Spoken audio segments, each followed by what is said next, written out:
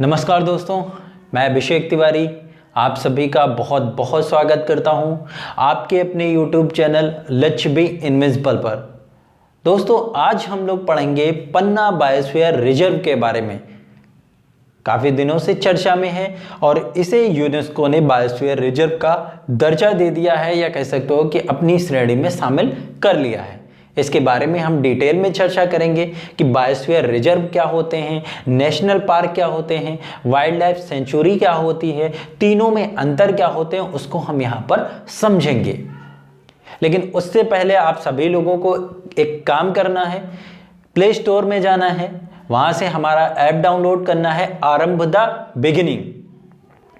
Download करने के बाद आप सभी लोगों को जो भी वहाँ पर आप लोगों से डिटेल्स पूछ रहा है वो आप फिल करोगे वहाँ पर, और उसके बाद हिस्ट्री स्पेशल का कोर्स वहाँ पर चल रहा है।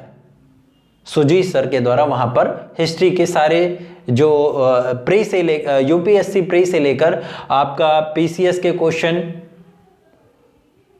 आने वाले एग्जाम के जो भी क्वेश्चन हैं या जो कंटेंट है वो कवर वहाँ पर किया जाएगा।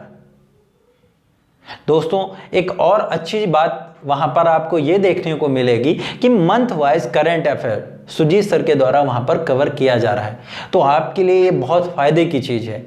फटाफट जाइए प्ले स्टोर पे, डाउनलोड कीजिए हमारा ऐप आरंभ द बिगिनिंग। ओके, तो चलिए बिना किसी देरी के हम लोग अपने टॉपिक पे आते हैं, और टॉपिक का नाम है दोस्तों बायोस्फीयर रिजर्व।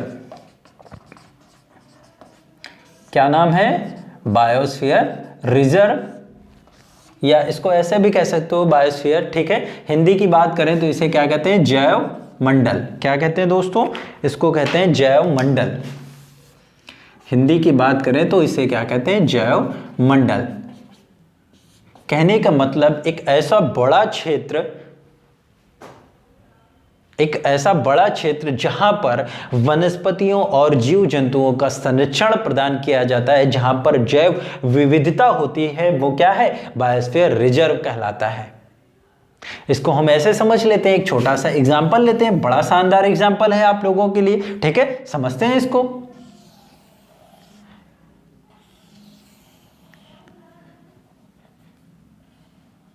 ठीक है, ये आपका हो गया लिथोस्फीयर, ये आपका हो गया लिथोस्फीयर, और ये हो गया आपका हाइड्रोस्फीयर। क्लियर? और ये आपका हो गया एटमॉस्फेयर। यानी तीन गोले जो हमने आपके बनाए हैं वो कौन कौन से हैं? लिथोस्फीयर जो आपका क्या है? पृथ्वी की ऊपरी सतह को हम कहते हैं। ठीक है, निचली सतह को जहां पर पानी है उसको हम क्या कहते हैं? हाइड्रोस्फीयर कहते हैं। और एटमॉस्फेयर यानी पृथ्वी के ऊपर जो हमारा वायुमंडल है। अब इन तीनों को हमने मिला दिया, इन तीनों गोलों को हमने मिला दिया। ठीक है, अब यहां से क्या देख रहे हो दोस्तों? यहां पर कुछ कॉमन दिख रहा होगा आपको, ये कॉमन दिख रहा है। ठीक है ना, आपने मैथ्स में ऐसे क्वेश्चन देखे होंगे या रीजनिंग में आपने पढ़ा होगा। अब इस जो कॉमन वाला पार्ट है इसी को हम क्या कहेंगे? इसी को बच्चों हम कहेंगे बायोस्फीयर। क्लियर? एक तो ये छोटा सा आपका एग्जांपल हो गया कि बायोस्फीयर इन सारी चीजों से मिलकर बना हुआ है। जीव जंतु, वनस्पति और जितने भी सारी चीजें होंगी, पानी हो गया आपका, जीव जंतु हो गया, वनस्पति हो गया, जैव आधारित जो भी चीजें हैं वो बायोस्फीयर कहलाती हैं या जैव मंडल कहलाती हैं। ठीक है, अब यहां पर इंपॉर्टेंट बात ये आती है कि जो बायोस्फीयर रिजर्व है, ठीक है, उसको देख लेते हैं उसमें होती क्या क्या चीजें हैं, और उसके बाद फिर हम लोग समझेंगे अंतर। एक जैव आधारित जो क्षेत्र होता है या बायोस्फीयर जो होता है उसमें क्या होता है? कई सारे आपके क्या नेशनल पार्क भी हो सकते हैं, कई सारे नेशनल पार्क भी हो सकते हैं, कई सारे वाइल्ड लाइफ सेंचुरी भी हो सकते हैं। कहने का मतलब ये है जीव जंतु भी हो सकते हैं, हाथी, कुत्ता, बिल्ली जो भी है। ठीक है ना, कहने का मतलब जीव जंतु सारे जो भी आएंगे वो सारे यहाँ पर हो सकते हैं। तो बायोस्फीयर है वो इन सारी चीजों से मिलकर बना हुआ होता है। मेरी ड्राइंग इतनी सही नहीं है, लेकिन आप सुन रहे होंगे तो आप समझ रहे होंगे हमने क्या क्या बनाया। ठीक है, नेशनल पार्क से मिलकर बन सकता है, वाइल्ड लाइफ सेंचुरी से मिलकर बन सकता है, जीव जंतु जो भी चीजें हैं, ठीक है, उनसे मिलकर बायोस्फीयर बना हुआ है। अब यहाँ पर एक वर्ड बहुत बार आ रहा है कि नेशनल पार्क और वाइल्ड लाइफ सेंचुरी होते क्या है, दोनों में अंतर क्या है। तो बच्चों बड़ी इंपॉर्टेंट बात यह है कि राज्य सरकार वन्यजीव संरक्षण अधिनियम 1972 के तहत इन सभी का निर्माण किया गया है। सबसे पहले हम लोग बायोस्फीयर समझ लेते हैं और उसके बाद फिर हम लोग नेशनल पार्क और वाइल्ड लाइफ सेंचुरी के ऊपर आते हैं। तो बायोस्फीयर को बच्चों यूनेस्को ने, या ऐसे कह सकते हो कि 3 पार्टों में डिवाइड किया गया है। किसको? बायोस्फीयर को, यानी 3 लेयर बनाई गई हैं। कौन कौन सी लेयर हैं?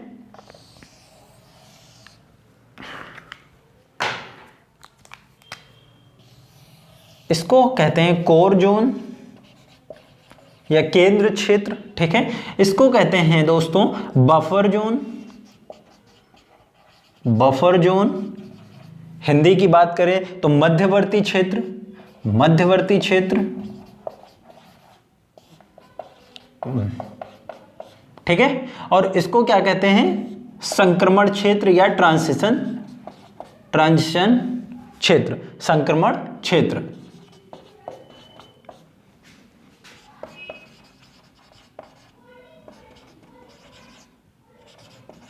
जोन, ओके,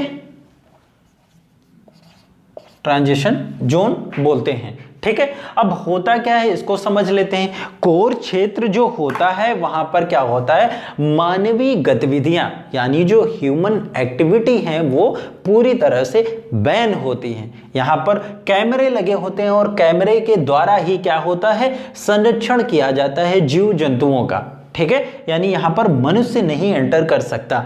इतनी बात आई होप आप सभी लोगों को क्लियर हुई होगी। अब बात करते हैं हम दूसरे जोन की, यानी बफर जोन की बात करेंगे। तो यहां पर क्या होगा, यहां पर सीमित मानव गतिविधियां होंगी। अब अनुसंधानिक जो शिक्षा होती है या कभी रिसर्च करना हुआ होता है हल्का फुल्का, ठीक है, सीमित चीजें जो होती हैं वो कहां पर आप कर सकते हो, बफर जोन में आप कर सकते हो। अब इसके बाद बात करेंगे ट्रांजिशन जोन, या कह सकते हो कि संक्रमण क्षेत्र। यहां पर आप क्या कर सकते हो, यहां पर गतिविधियां आप कर सकते हो, यहां पर आप प्रयोग कर सकते हो, आप रिसर्च कर सकते हो। तो इस तरह की चीजें यहां पर क्या है, बायोस्फीयर को डिवाइड किया गया है, लेयर्स में बांटा गया है। अब एक और इंपॉर्टेंट बात आती है, अब इसके बाद नेशनल पार्क क्या होते हैं, ठीक है। नेशनल पार्क से मिलकर बना हुआ होता है, वाइल्ड लाइफ सेंचुरी से भी मिलकर बन सकता है। बायोस्फीयर को नेशनल पार्क में हम लोग कन्वर्ट कर सकते हैं। तो ये सब केंद्र सरकार और राज्य सरकार के ऊपर डिपेंड करता है, ठीक है। अब इसके बाद हम लोग आते हैं अपने टॉपिक पर, और टॉपिक का जो है इसके बाद नेशनल पार्क। नेशनल पार्क क्या होते हैं उसको समझ लेते हैं। यहां पर मानवीय गतिविधियां नहीं होती हैं, ठीक है। यहां पर क्या होता है, मानवीय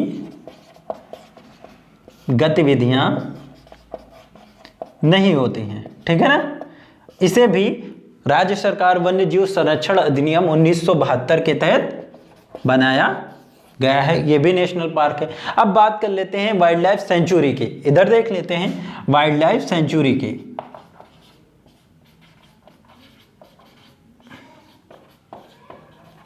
सेंचुरी की, ठीक है ना। अब इसमें क्या होता है बच्चों, इसमें क्या होता है कि विशेष प्रजाति को हम संरक्षण प्रदान करते हैं, ठीक है। क्या करते हैं, एक विशेष प्रजाति के जंतु या जीव का संरक्षण प्रदान करते हैं, जीवों का संरक्षण प्रदान करते हैं। किसमें, वाइल्ड लाइफ सेंचुरी में। इसमें मानव गतिविधियां भी होती हैं। तो इस तरह के आपके अंतर है बायोस्फीयर और वाइल्ड लाइफ सेंचुरी और नेशनल पार्क में। अब यहां पर दूसरी बात यह आती है, मैं इसको रफ कर रहा हूं कि क्या जरूरत पड़ गई बायोस्फीयर रिजर्व की बनाने की, या यूनेस्को क्यों बीच में आया, ठीक है ना। आप सभी लोग देख रहे होंगे आजकल का जो मनुष्य है वो भी एक जानवर होता जा रहा है। अनानास में पटाखे भर के हाथी को खिला रहा है, देखते हैं चिथड़े कितने दूर जाते हैं शरीर के उसके, ठीक है। तो इस तरह की जो हरकतें हैं वो अच्छा नहीं है, और इसीलिए जीव जंतुओं के संरक्षण के लिए बायोस्फीयर रिजर्व को बनाया जा रहा है। यूनेस्को कह रहा है कि भाई अब हम संरक्षण करेंगे, नहीं तो इस तरह क्या है, प्रजातियां ही नष्ट हो जाएंगी, क्योंकि मनुष्य भी अब क्या है, अपने आप में एक शेर होता जा रहा है, ठीक है ना। अब यहाँ पर आते हैं यूनेस्को के ऊपर। यूनेस्को ने एक प्रोग्राम चलाया है, या कह सकते हो एक फंक्शन यूनेस्को। ओके, इसने क्या किया है, एक प्रोग्राम चलाया है और उसका नाम क्या है, MAB, man and biosphere reserve, man and biosphere. ठीक है, इसकी स्थापना की बात करें, इसकी स्थापना हुई थी 1971 में। ओके, यूनेस्को की बात करें तो इसका क्या हुआ था, 1945 में लंदन में इसकी स्थापना हुई थी, लंदन में। ठीक है, लंदन में हुई थी। और इसका मुख्यालय की बात करें तो मुख्यालय कहां पर है बच्चों, पेरिस में है। इतनी बात क्लियर हुई। ठीक है, अब इसके बाद क्या हुआ, 1971 में इस तरह के प्रोग्राम लाए गए। विश्व में जितने भी होंगे वो यूनेस्को क्या करेगा, इस तरह के जीव जंतुओं का संरक्षण करेगा और उन्हें बायोस्फीयर रिजर्व का दर्जा प्रदान करेगा। और इसने क्या किया है, भारत में भी इस तरह की चीजें लागू की हैं। और बायोस्फीयर रिजर्व, भारत की बात करें या भारत सरकार की बात करें तो भारत सरकार की तरफ से बायोस्फीयर रिजर्व का दर्जा जिन्हें दिया गया है वो 18 बायोस्फीयर रिजर्व हैं भारत में। और यूनेस्को की इस MAB संस्था के द्वारा 12 बायोस्फीयर रिजर्व को शामिल किया गया है। 12वां बायोस्फीयर रिजर्व जो बच्चे है वो हमारा कौन सा है, पन्ना बायोस्फीयर रिजर्व, पन्ना बायोस्फीयर रिजर्व। कौन सा है, पन्ना बायोस्फीयर रिजर्व। ओके, ये इंडियन गवर्नमेंट की तरफ से हैं और ये क्या है, यूनेस्को की MAB संस्था के द्वारा 12 शामिल किया। अब यहां पर बात आता है कि ये है कहां पर, तो बच्चे ये कहां पर है, MP में है। इससे पहले 11वां कौन सा था, तो 11वां जो आपका था वो कौन सा था बच्चे, वो कंचनजंगा था। कौन सा था, कंचनजंगा बायोस्फीयर रिजर्व। ठीक है, कहां पर है, सिक्किम में, सिक्किम। कब हुआ, 2018 में। ओके, अब यहां पर बात आती है कि भारत में कब शुरुआत हुई या यूनेस्को ने सबसे पहले कौन से नेशनल पार्क को बायोस्फीयर रिजर्व बनाया, तो आपका क्या था, नीलगिरी,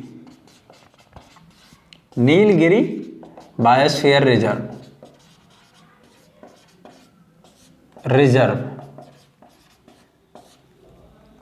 कब, 1986 में। नीलगिरी कहां पर पड़ता है दोस्तों, तो नीलगिरी आपका पड़ता है केरल, कर्नाटक और तमिलनाडु, यानी 3 स्टेट जो हैं वो कवर कर रहा है। बॉर्डर जो लग रहा है वो केरल, कर्नाटक और तमिलनाडु जो हैं वो स्टेट को टच करके हुए या निकल रहा है। ठीक है, ओके ओके, इसको मैं ऊपर लिख दे रहा हूं, कंचनजंगा। ठीक है, इसको मैं हटा रहा हूं। तो 11वां जो था वो कौन सा था, 11वां बायोस्फीयर रिजर्व यूनेस्को की तरफ से था आपका कंचनजंगा। ओके, ओ कंचनजंगा बायोस्फीयर रिजर्व।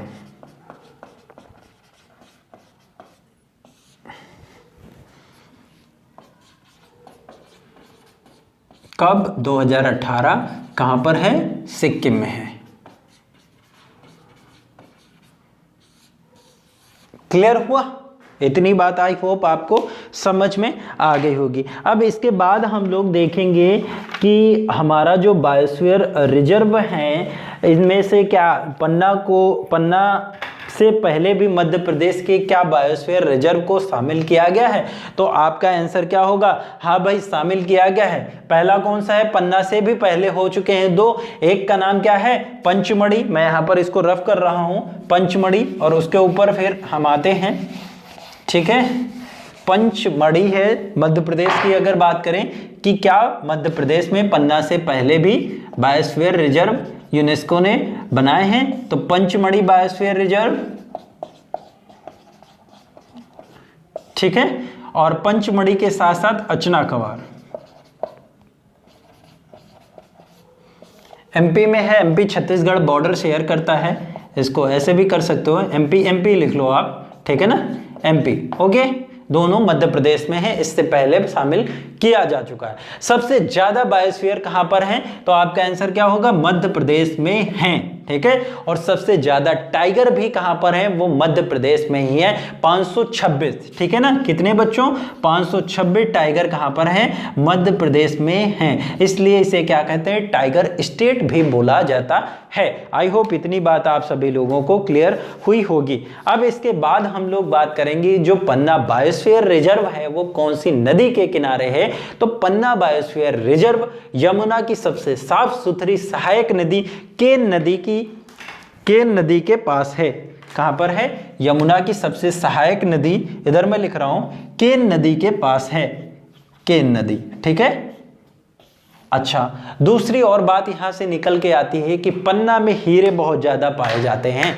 वहां पर जो लेबर या मजदूर काम करते हैं माइंस या खदानों में, उनको कभी कभी हीरे प्राप्त हो भी जाते हैं खुदाई करते करते, ठीक है। तो पन्ना किस लिए प्रसिद्ध है, एक तो केन नदी के लिए, अब पन्ना बायोस्फीयर रिजर्व को यूनेस्को ने दर्जा दे दिया है, इस वजह से फेमस हो गया, और दूसरा क्या है, हीरे भी यहाँ पर प्राप्त होते हैं। अब यहाँ पर एक और इंपॉर्टेंट बात आती है कि पन्ना बायोस्फीयर रिजर्व जो है कौन से पर्वत पर स्थित है, तो बच्चों ये कौन से पर्वत पर स्थित है, बच्चों इसका नाम क्या है, विंध्याचल पर्वत, ठीक है। क्या नाम है, विंध्याचल पर्वत पर स्थित है। और विंध्याचल पर्वत को हम क्या कहते हैं, भारत का जल विभाजक भी कहते हैं, विंध्याचल पर्वत, ओके। इसे क्या कहा जाता है, इसे कहा जाता है भारत का जल विभाजक, ठीक है। यह जल विभाजक का कार्य करता है।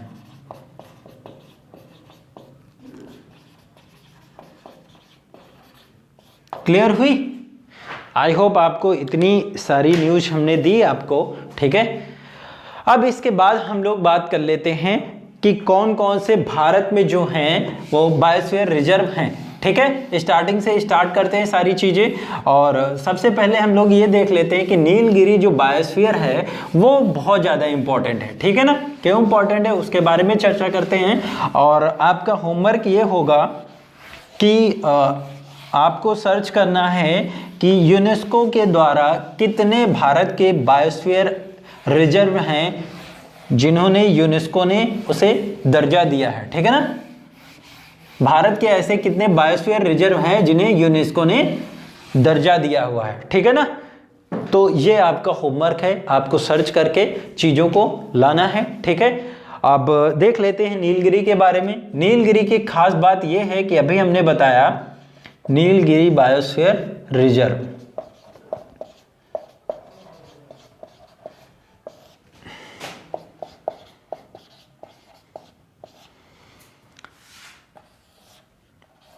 कितने स्टेट में था, केरल,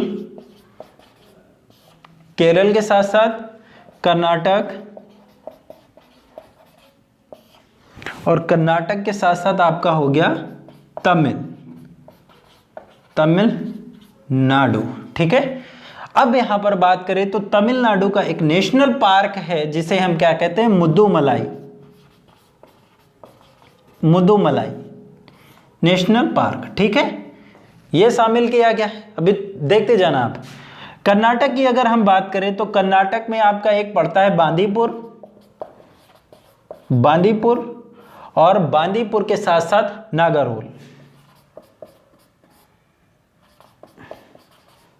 नागरहोल नेशनल पार्क, ठीक है। अब इसके बाद हम लोग बात कर लेते हैं बांदीपुर साथ साथ, उसके बाद आएगा आपका केरल में कौन सा आ जाएगा आपका, वायनाड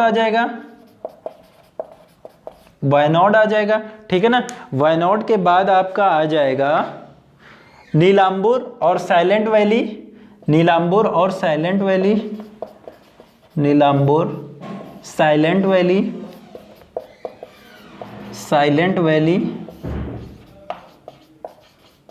और एक और है आपका, उसे हम कहते हैं सिरुवानी पहाड़ियां, ठीक है ना।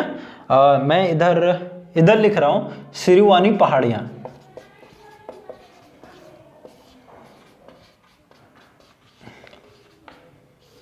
क्लियर। अब समझो जरा, नीलगिरी जो बायोस्फीयर रिजर्व है 3 राज्यों में फैला हुआ है और 3 राज्य के इतने सारे क्या है नेशनल पार्क, इनको मिला के एक बायोस्फीयर बनाया गया है और उसको नाम दिया गया है नीलगिरी बायोस्फीयर रिजर्व, जो सबसे पहले बना था 1986 में। ओके, ये इंपॉर्टेंट है आप लोगों के लिए। वायनाड इंपॉर्टेंट हो गया, नीलांबूर हो गया, साइलेंट वैली हो गया, सिरुवनी। अब यहां से बच्चों ढेरों क्वेश्चन आपके बन जाएंगे। आप कनेक्ट करो जरा चीजों को। इतने सारे नेशनल पार्क हैं, कहां पर हैं, कौन से पर्वत के पास हैं, कौन सी नदी यहां से निकल रही है, यूनेस्को के द्वारा कितने बायोस्फीयर रिजर्व हैं, कौन कौन से राज्यों में हैं, सारी चीजें आप कर सकते हो। तो आई होप आज का सेशन जो था वो आपने काफी ज्यादा एंजॉय किया होगा। अगर आपको अच्छा लगा है तो फटाफट लाइक और शेयर कीजिए और कमेंट कीजिए। ठीक है, मिलते हैं नेक्स्ट क्लास में। Thank you.